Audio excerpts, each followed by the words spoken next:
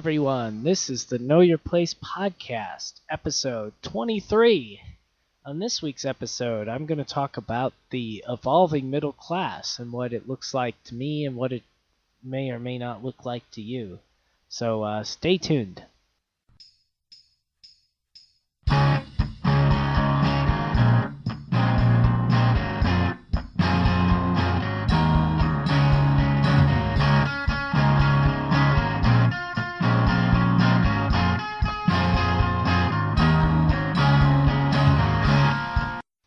Hello everyone, it's Charles Altendorf here on the Know Your Place podcast. On this week's episode, I decided to talk about the concept of the middle class. Now, this is somewhat more associated with economics than geography, but it kind of applies to how we view place, because when we talk about the middle class, I think it conjures up certain images of what places look like to us, or at least it does to someone like me. I don't know what the rest of you all think. So anyway, I thought I would start with a very actually negative view of the middle class by Jack London from the turn of the century, the turn of the last century now, in 1908.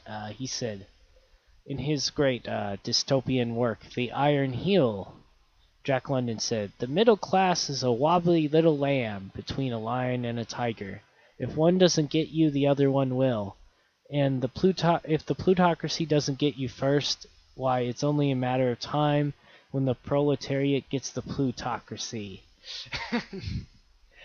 Now, he had a rather cynical view of the middle class, and I think a lot of Americans did in the early 1900s, because lots of them were working very hard in factories for what people consider not very much money and living in very squalid conditions, at least in the cities. I'm not really sure how it was in the countryside.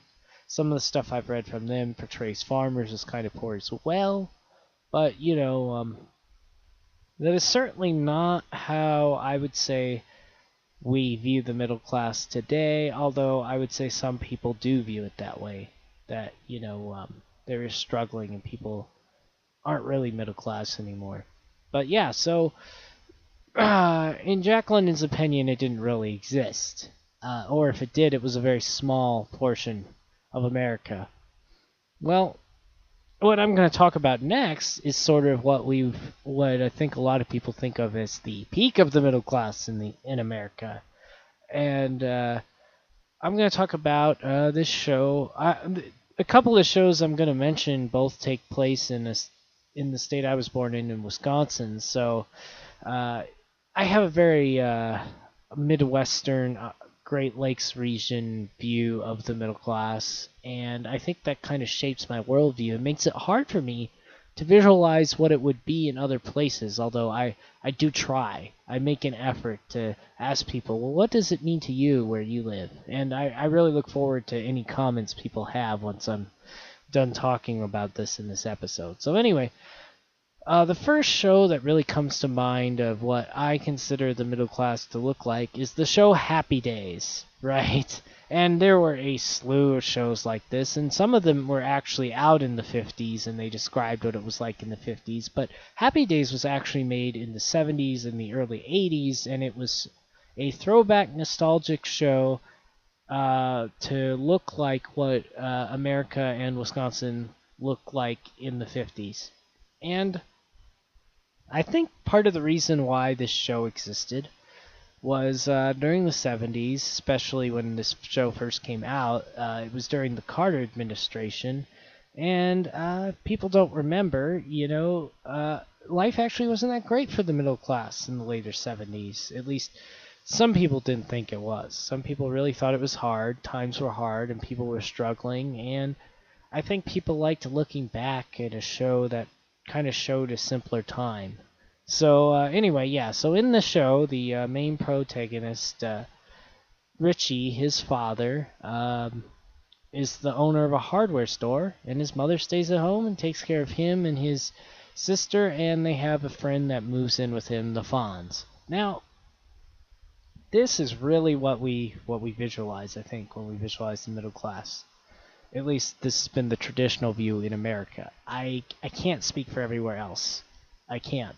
I will say I do feel like they see it somewhat the same way in England and Australia, and even to a degree in France and Germany and places like that. I would say in some of your older countries like Spain and Italy and Greece, it might look a little different than that. I don't really know what they call it there. Uh, I yeah, the thing is in America also we don't have quite the same level of row houses, although we have quite a few. But it's different. It's still a little bit different. There's not quite as many multiple families in one houses, although that's changing, and I'll address that later.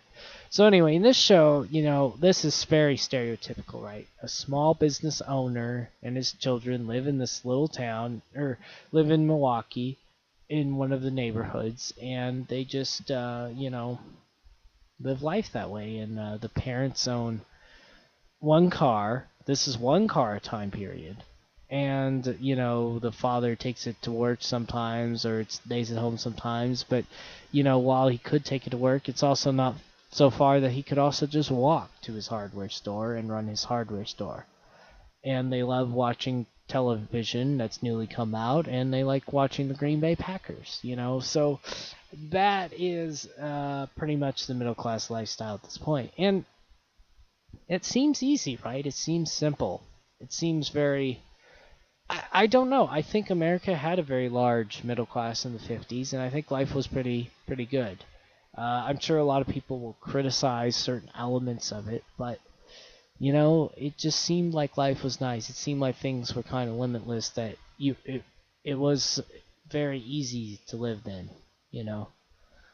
So after the 50s, we sort of next show I want to talk about is also a show that's sort of a throwback to a time period in Wisconsin. It's called That 70s Show.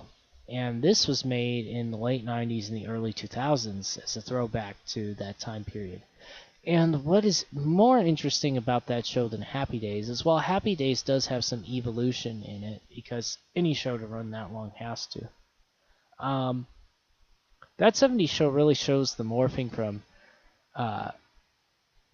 Brad working in the factory to having to work in a store to, Eric's mother having to become a nurse, and both of them having to work to keep the house up, and sort of like actually struggling for money. And it shows a bit of the destruction of the middle class. And they have an older car, and then every once in a while I think they get like one newer car, but they're still kind of struggling between having one or two cars. And it's very it's kind of a contrast to the 50s, right? Where, it seems like life is simple. It seems like it's more complicated in the 70s, especially the period they were shooting for. And that's what I do think the middle class kind of declined in America a bit. It seemed like it was a little smaller. It seemed like some people were being pushed out of it, it seemed like there was hardship for some people. And it wasn't the same anymore. It wasn't, father went to work, mother stayed at home, created a nice house, and people started not being able to live in single-family homes anymore. So yeah, and then the other show I wanted to talk about, to even contrast this more, is a show that was made in the 90s but set during the 90s, and that was the show Full House. Now, why I want to talk about this is it's a contrast to Wisconsin, where it's set in San Francisco. And, I think they were trying to portray this as somewhat of a middle-class family, right? But you got to wonder, with, like, these people all living in this house, is people working for the television station middle class, or are these people somewhat upper middle class, right? Because they have a single family home in San Francisco in the 90s. Most people don't have that anymore in San Francisco, and didn't even then. So it kind of seems like people are shooting for something that may or may not have been attainable at the time period. Although I will say the housing situation in California has actually gotten much more crazy since even that show was on the air. So yeah, it brings to question sort of what we consider to be middle class, and that's what I'll sort of hit on here for a little bit. So, in America, it's always been the middle class has been you live in a single family home, you have a certain amount of land to yourself, and you usually put a fence around it, and sometimes you have a dog. And, that's what it's always been traditionally. In some ways, it's even still that way to this very day. There are still houses being built like that. They're being built closer together, or maybe they're more expensive, but they're still kind of like that. Well, I don't know what it looks like to people in other countries. In England, they have lots of row houses. I've seen pictures of them everywhere, and you live right on top of each other in some ways. And then someone showed me something from Toronto the other day, and they live with a bunch of multiple families in one unit, and that, to me, that doesn't feel very middle class to me. And I know it is. That's what it is there in Toronto, but, it's not free. It's not the freedom. It's not the, the middle class in America used to imply a certain amount of individuality, I think, and I think that's been sort of lost in modern times. People have to own 2 cars so both people can get to both jobs, and then they have to have all these babysitters, and their parents and the grandparents have to spend a lot of time with the kids, and it doesn't feel like anyone's middle class, right? It feels like people are having to really scrimp to get by and struggle through things, and they don't. I don't know. Does that mean if both people are working over 40 hours, if both parents are working over 40 hours a week, that this family is no longer middle class? Or what does it look like? Does it look like a couple living in a gentrified neighborhood, in an older building that, parts of it are still in disrepair while they're fixing other parts of it? And, I don't know. It's an interesting question. I guess that's why it's been simpler traditionally to define it purely by some sort of income bracket, right? But that's even hard in America because where I live, $40,000 a year is definitely considered middle class. But, that money would not go very far in places like California or New York or Texas. It just wouldn't. Even in bordering states, I don't think it would go quite as far in places like Illinois or even Ohio in some degree, or, so it's an interesting question.